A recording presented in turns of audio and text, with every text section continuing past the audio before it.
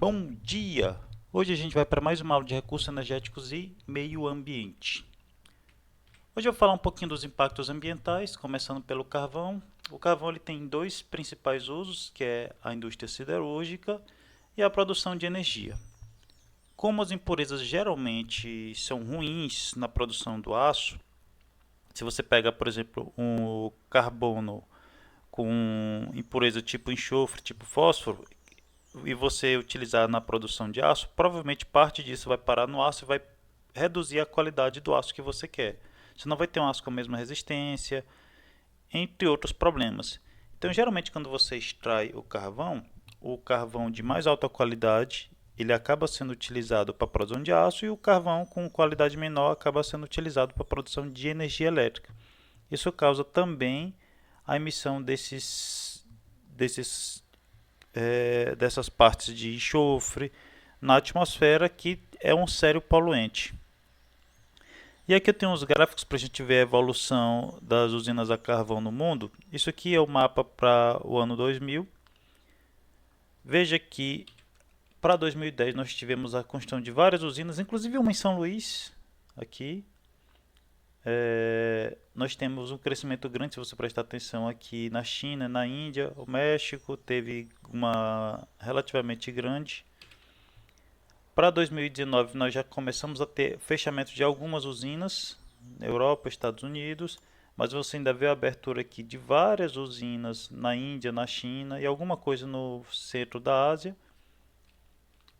E a previsão é que até 2030 nós tenhamos o fechamento de algumas, mas veja que depois da guerra da Ucrânia há uma previsão de novas usinas aqui, Oriente Médio, aqui na América Central e bastante, como sempre, na Ásia. A própria Austrália, que tinha fechado várias usinas, começou a pensar em produzir novas usinas a partir do carvão.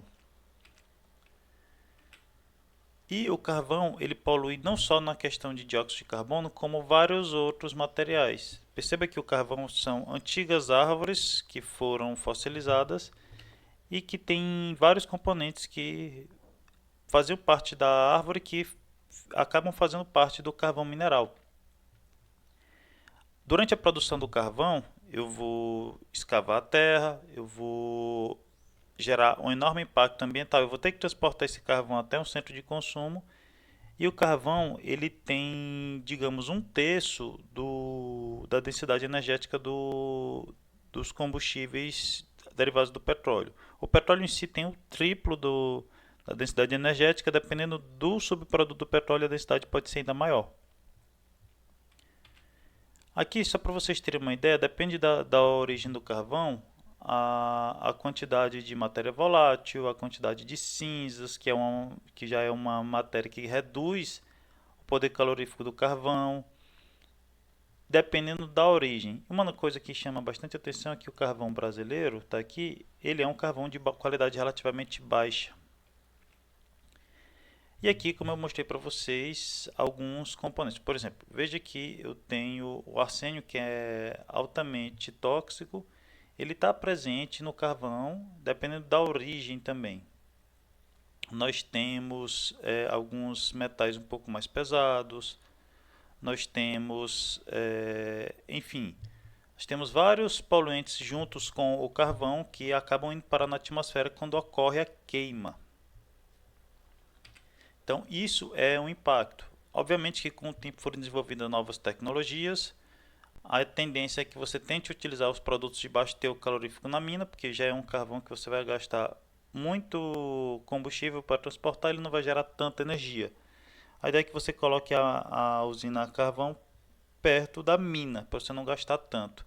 E você já tem tecnologias que filtram, que reduzem a emissão de particulados, dióxido nitroso para a atmosfera. Aqui um exemplo de uma usina moderna a carvão mineral. Você vai moer o carvão, esse carvão vai passar por uma unidade que ele vai aquecer, ele vai produzir eu posso ter direto eu pego a expansão do gás, passo por uma turbina e posso fazer o ciclo combinado, que eu uso tanto a expansão quanto o aquecimento de água. Então eu consigo ter uma eficiência um pouco maior, e aí eu tenho também as unidades que vão reduzir a quantidade de matéria jogada na atmosfera. É a parte de controle da qualidade do carvão. Mas a indústria não só do carvão tem, a indústria do petróleo e do gás também tem. Se vocês já viram de alguma forma, hoje os Estados Unidos são grandes produtores de gás natural. Ele é extraído através de uma técnica que ele faz a fratura do solo, aí você retira o gás natural e parte desse gás natural acaba vazando para a atmosfera, sendo que o gás natural ele tem uma capacidade de aquecer a Terra bem maior que o dióxido de carbono. E obviamente que tudo varia de acordo com o campo. Se você pensar no petróleo, é fácil você visualizar. Você acabou de extrair o petróleo, o campo está cheio, então você gasta pouca energia para tirar o petróleo de lá. À medida que vai envelhecendo, que vai tendo cada vez menos petróleo, você vai tendo que gastar cada vez mais energia para tirar o petróleo de lá. Então todos esses impactos eles variam ao longo do tempo. Além disso, nós temos vários impactos como incêndios, vazamentos, a poluição da água e do ar. E também perceba que muitas vezes você está extraindo, vamos dizer, o petróleo. Aí o local não tem uma quantidade grande de gás, mas mesmo assim existe gás natural. Se não for conveniente para você pegar, fazer todo um tratamento desse gás natural para transportar por longas distâncias para vender, provavelmente esse gás vai ser pura e simplesmente queimado no próprio local. Se você já viu uma imagem de uma plataforma de petróleo ou um local de produção de petróleo em terra e você vê uma torre com uma chama lá em cima, provavelmente é queima de gás natural que está sendo feita. Às vezes você usa para gerar energia para o local, às vezes você só queima porque você não é o que você quer e sai muito mais caro você tentar usar esse gás do que você pura e simplesmente queimar.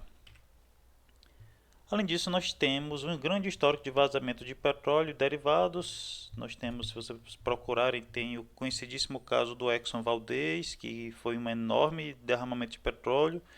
A gente teve, durante a guerra da Ucrânia, que explodiram os gasodutos lá que levava gás da Rússia para a Alemanha. Então houve um vazamento enorme de gás natural ali.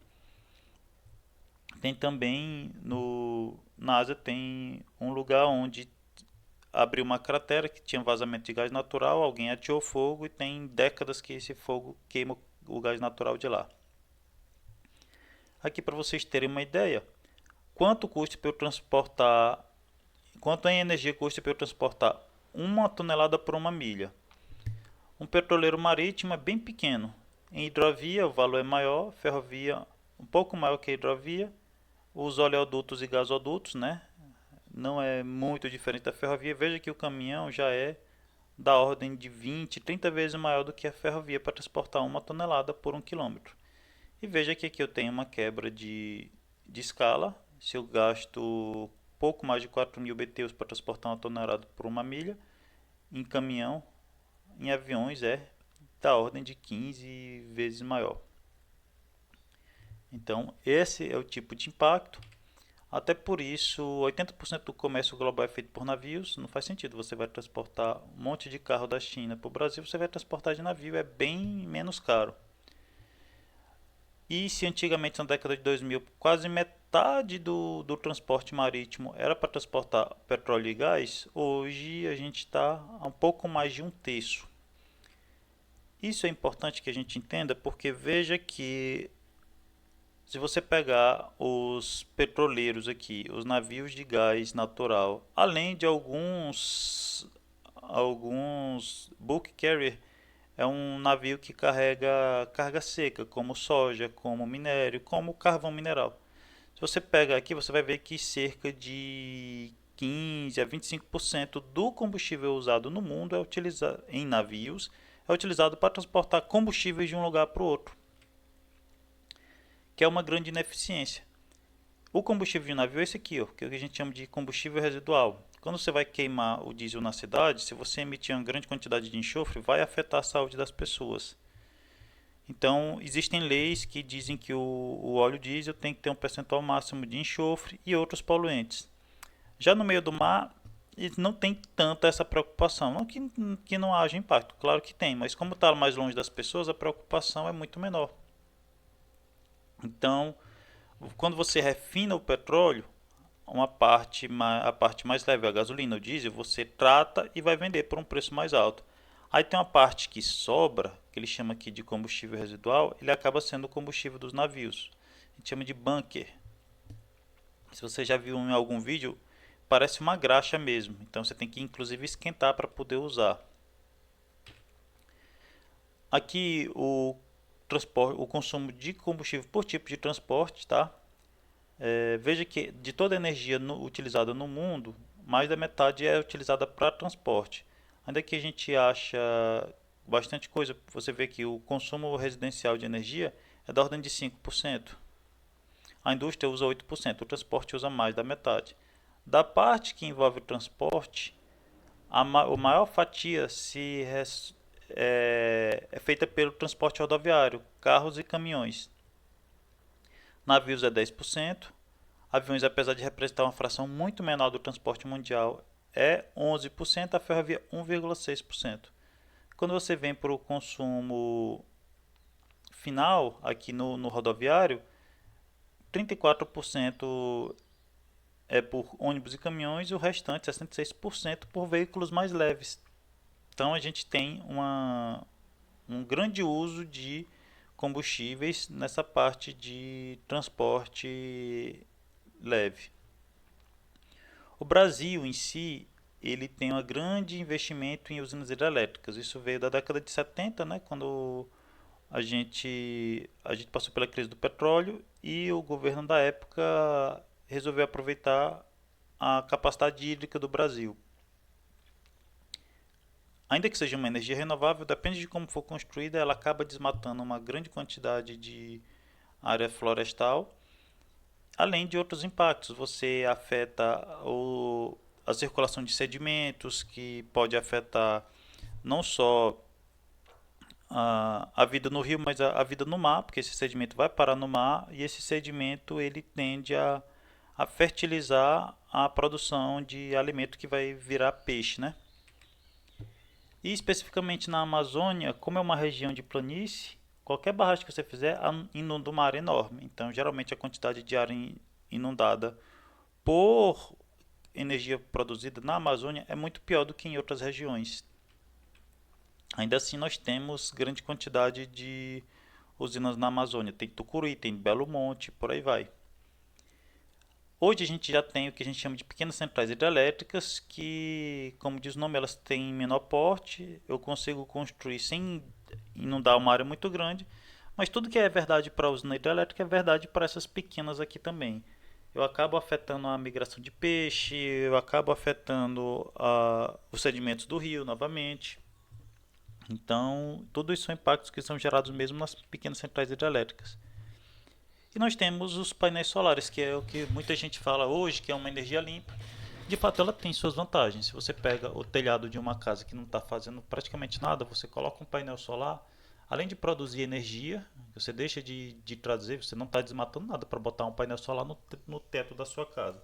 E além disso, parte do calor que ia aquecer o teu telhado e esquentar a tua casa vira energia elétrica. Então você tem um ganho duplo.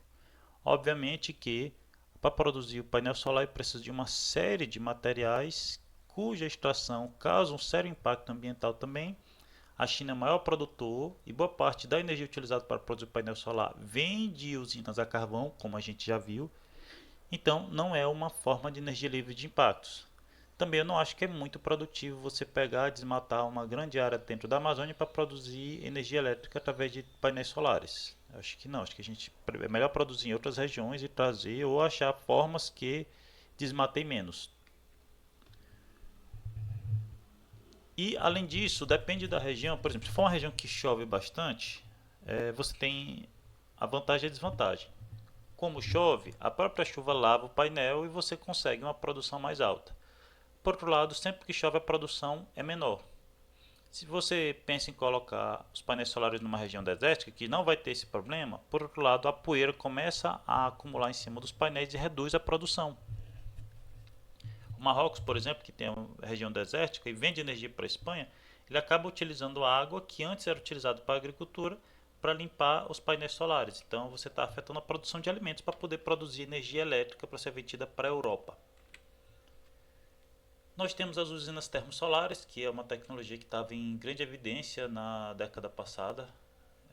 Ela tem suas vantagens, você passa o dia usando o calor do sol para aquecer um fluido que vai...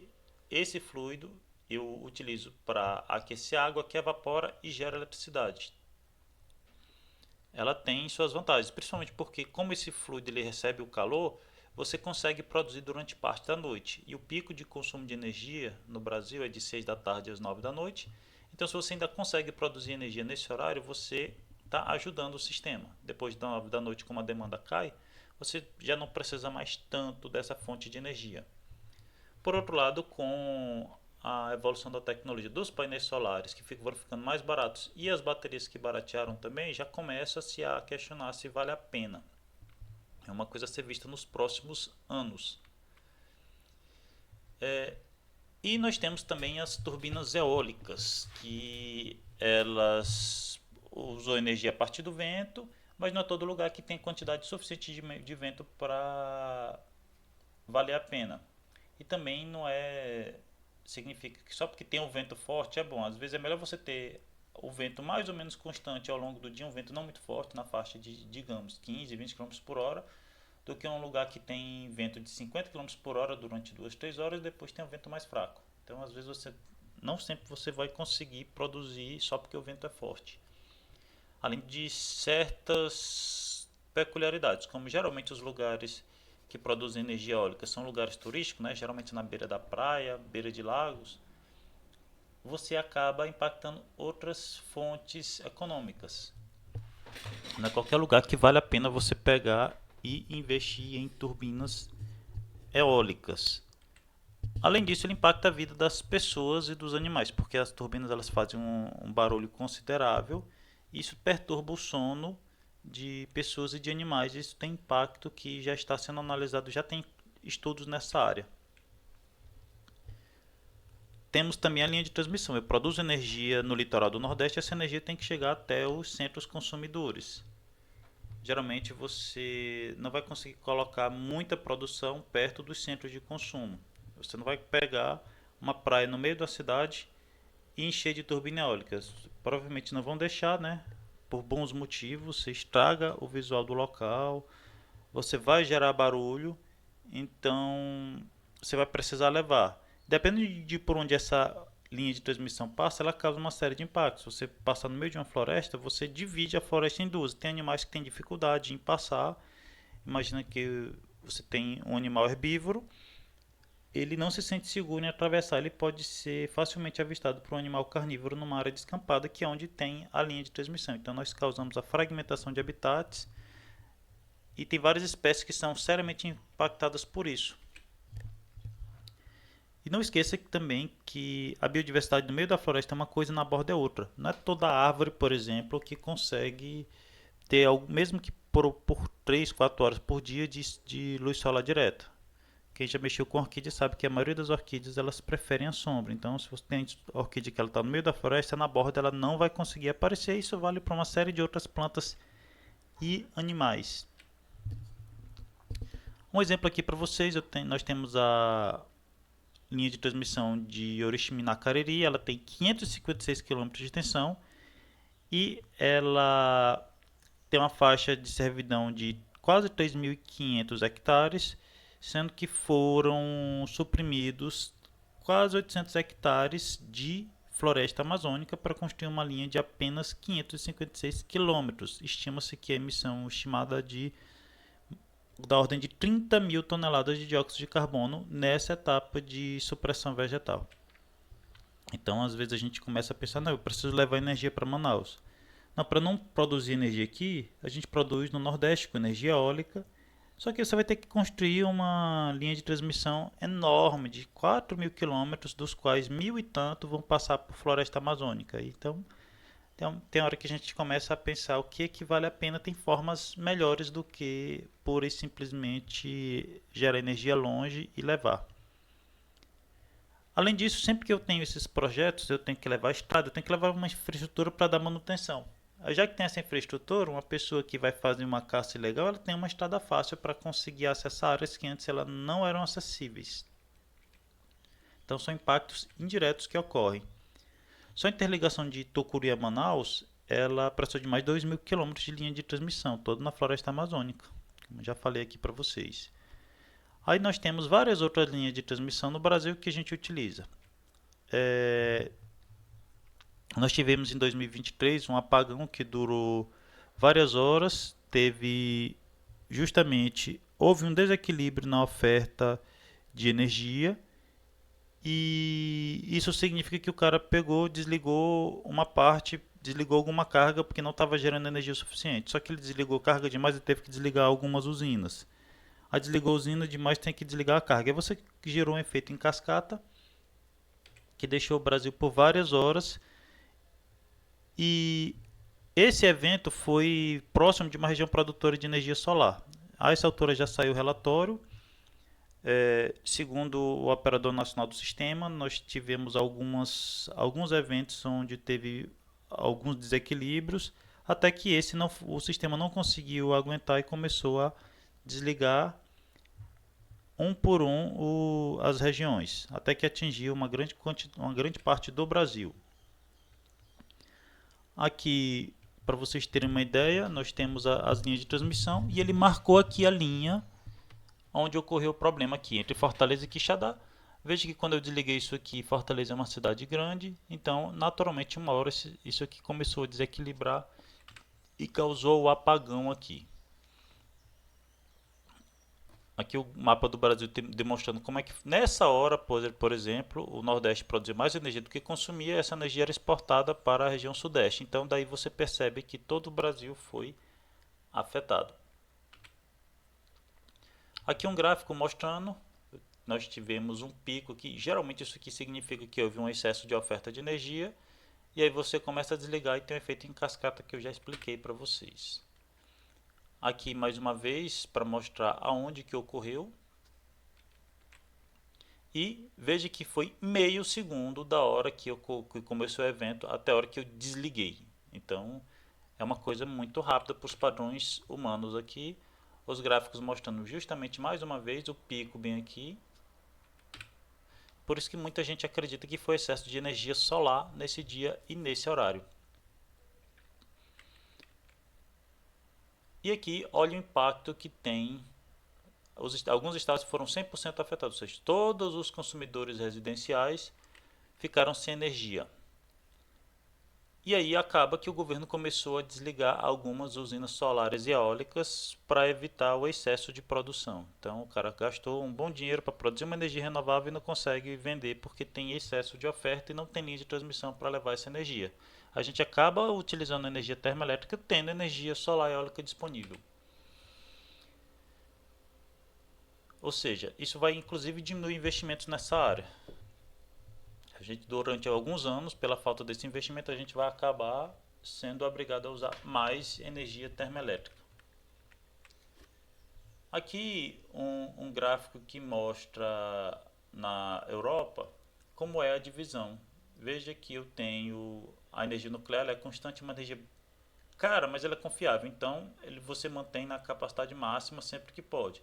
Aí nós temos as usinas solar e eólica que eu não controlo, eu não vou pegar, eu vou diminuir o sol porque eu estou gerando mais energia. Não existe isso. São formas de energia que geralmente você usa o que ela produz, ou você desliga total, que geralmente não é conveniente. Aí você tenta fazer o que a gente chama de regulação. Se você está prestando de mais energia, você tem que ligar mais geradores. E a gente tenta fazer essa regulação aqui, nas usinas a gás natural e nas hidrelétricas, porque se você diminui a vazão de água para produzir menos energia, essa água pode ser usada depois. Então, é uma forma eficiente de fazer essa regulação na hidrelétrica. Mas como na Europa a hidrelétrica não tem um percentual muito alto, acaba você utilizando também, veja que eu tenho uma oscilação grande na de gás natural, porque eu tenho essa flexibilidade, eu boto menos gás, eu gero menos energia, e aí eu consigo fazer essa regulação. Eu pessoalmente não considero muito eficiente, porque acaba que você gasta mais gás por unidade de energia gerada do que se você mantivesse em 100%. Mas como a Europa não tem um percentual grande de hidrelétrica, como é o caso do Brasil, então é um pouco mais difícil. Inclusive, nessa semana passada, houve um leilão do governo que queria fazer essa regulação no Brasil com as termoelétricas Isso ia aumentar consideravelmente a conta do brasileiro, na ordem de 10%, inclusive em alguns cálculos. Obviamente que depois que saiu na imprensa, o governo voltou atrás e vai refazer esse leilão. Aqui é a matriz elétrica do Brasil, né? Veja que nós temos um percentual absurdamente grande de hidráulica. Para um país do tamanho do Brasil, ter quase metade da energia a partir de hidrelétricas é um fator positivo.